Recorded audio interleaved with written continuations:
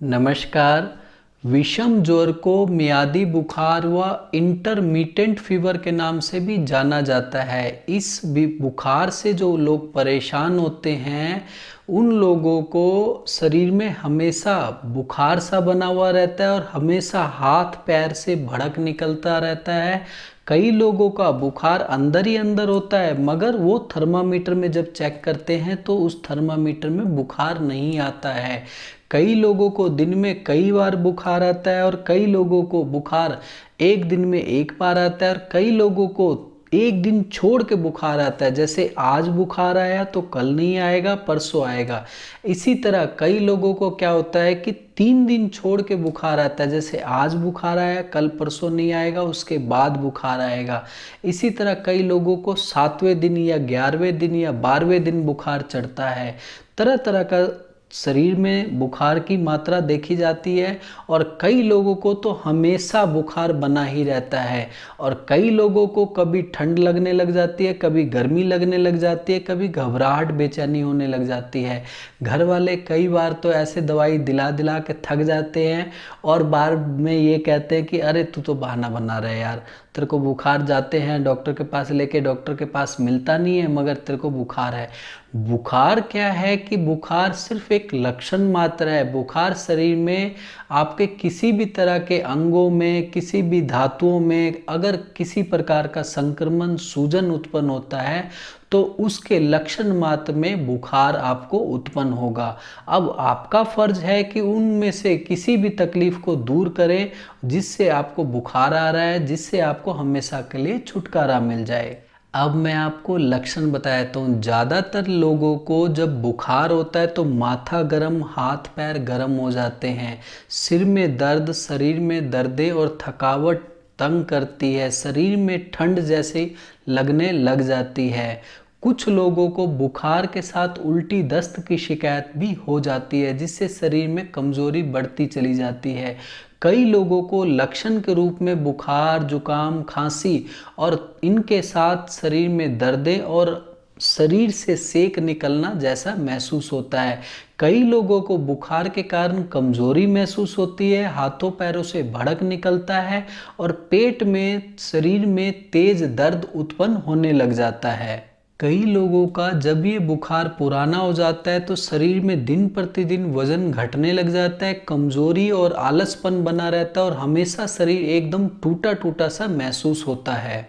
अब मैं आपको इसके कारण बताता हूँ। जो बाहरी कारण होता है ना, जैसे शरीर में चोट लग जाने के कारण भी बुखार उत्पन्न हो जाती है। कैसे आपने देखा होगा, फोड़ा फुंसी हो जाता है तो शरीर में बुखार उत्पन्न हो जाता है ना, वो फोड़े फुंसी के लक्षण मात्र के रूप में बुखार होता है। इसी तरह शरीर में अगर बैक्टीरिया, वायरस या फंगस का प्रभाव अंदर शरीर पे या शरीर के बाहर पड़ता है जिसके कारण हमारे शरीर में संक्रमण उत्पन्न हो जाता है, उस संक्रमण के लक्षण मात्र में बुखार उत्पन्न हो जाता है। ये तो बाहरी कारण हो गए। अब शरीर के अंदरूनी कारण में क्या होता है कि हमारी जो 7 धातु है ना, जैसे रस, रक्त, मांस, मेद, अस्थि, मज्जा, शुक्र, इन 7 धातुओं में किसी प्रकार का संक्रमण उत्पन्न हो जाए या शरीर के अंगों में, जैसे कि हमारे गले में या हमारे फेफड़ों में या हमारे लीवर में या हमारी आंतों में, शरीर के अंदरूनी अंगों में किसी भी प्रकार की सूजन उत्पन्न हो जाए या संक्रमण उत्पन्न हो जाए या खराबी उत्पन्न हो जाए तो उसके कारण भी हमें बुखार लक्षण के रूप में हो जाता है। अब मैं आपको उपचार बताता हूँ। आयुर्वेदिक उपचार में सबसे पहले कहा जाता है कि गिलोय, नेपाली चिरैता और क्रेंजुआ की गिरी, क्रेंजुआ की गुठली आती है, उसे तोड़ेंगे ना आप तो उसके अंदर गिरी सफ़ेद रंग की निकलती है, वो वाली लेना आप। क्रेंजुआ की गिरी 50 ग्राम, नेपाली चिरैता 50 ग्राम और सूखी गिलोय 50 ग्राम लेके पीस के पाउडर बना लें। 1 चम्मच पाउडर सुबह, 1 चम्मच पाउडर दोपहर को, 1 चम्मच पाउडर रात को गुनगुने पानी के साथ इस्तेमाल करना खाना खाने के 1 घंटे बाद बहुत अच्छा साबित होता है और किसी भी प्रकार के बुखार में आप इस पाउडर का इस्तेमाल करके लाभ उठा सकते हैं और बुखार से हमेशा के लिए छुटकारा भी पा सकते हैं। ये जड़ी बूटियां कहाँ से मिलेंगी? जहाँ पे आप रहते हैं ना, वहीं आसपास में देसी जड़ी बूटियां रखते होंगे जिन्हें पंसारी कहा जाता है, उनके पास आपको आसानी से मिल जाएगी। वहाँ से लाके पीस के पाउडर बना के रख लें और हर घर में, मेरी अपनी ये सोच है कि ये होना बहुत फ़ायदेमंद है। इस पाउडर का इस्तेमाल किसी प्रकार का भी व्यक्ति कर सकता है, किसी प्रकार का इसका कोई साइड इफ़ेक्ट नहीं होता है। जैसे हम अन्य दवाइयाँ खाते हैं ना बुखार के लिए, तो उसका प्रभाव बुखार को तो ख़त्म करता है मगर उसका लीवर गुर्दे पे बैड असर होता है, तो इसका किसी प्रकार का साइड इफ़ेक्ट नहीं होता है। जो लोग पाउडर नहीं खा पाते हैं ना, वो लोग पाउडर को लेके एक बर्तन में डालें 1 चम्मच और 1 कप पानी डालें और उसे अच्छे से उबलने दें। उबल के पानी जब आधा कप रह जाए उसे नीचे उतार के छान के उसमें स्वाद अनुसार देसी खांड या धागे वाली मिश्री या शहद, तीनों में से कोई एक चीज़ मिला के सुबह दोपहर शाम इसका काढ़े के रूप में इस्तेमाल करेंगे तो हर प्रकार के बुखार से उनको छुटकारा मिल जाएगा और वो पूर्ण रूप से स्वस्थ हो जाएंगे। अब मैं आपको इसमें परहेज बताता हूँ।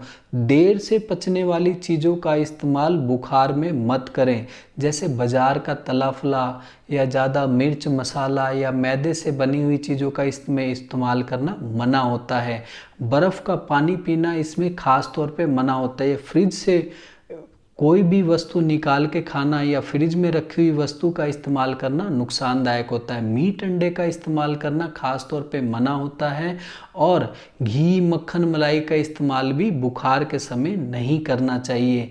और किसी प्रकार का भी नशा, जिस तरह धूम्रपान करना या शराब का इस्तेमाल करना खास तौर पे मना होता है। इस समय में बुखार की अवस्था में कभी भी इन चीज़ों का इस्तेमाल मत करें।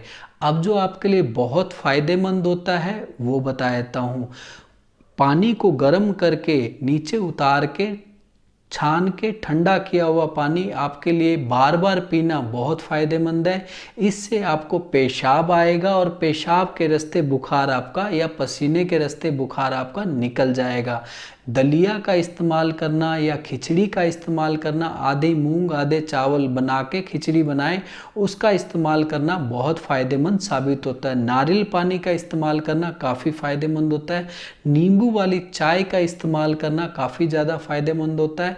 हरी साग सब्जियों से बना हुआ सूप का इस्तेमाल करना या मौसम के अनुसार जो फल आते हैं उनका इस्तेमाल करना या मौसम के अनुसार जो सब्जियां आती हैं हरी सब्जियां, उसका इस्तेमाल करना बहुत ज़्यादा फ़ायदेमंद साबित होता है। हर मौसम के अनुसार जो फल होते हैं, मीठे फल जैसे अनार हो गया, मौसमी हो गया, इसका रस इस्तेमाल करना भी बहुत ज़्यादा फ़ायदेमंद होता है।